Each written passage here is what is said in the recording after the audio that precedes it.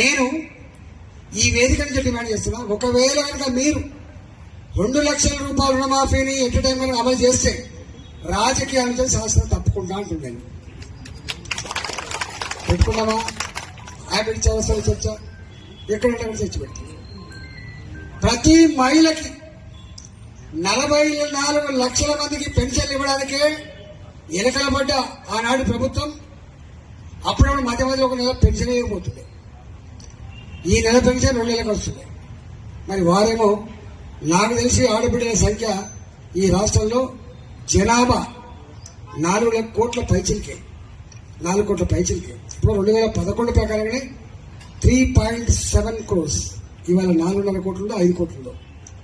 మరి దాంట్లో చిన్నపిల్లలు వదిలిపెడితే 1,50,00,000 మందికి 2,500 రూపాయలు ఆడబిడ్డలకు నెల ఇట్లా జీతంలోకి ఇంత పోరాడు ఇచ్చిన ఆడెక్కడైనా పోయిందండి సార్.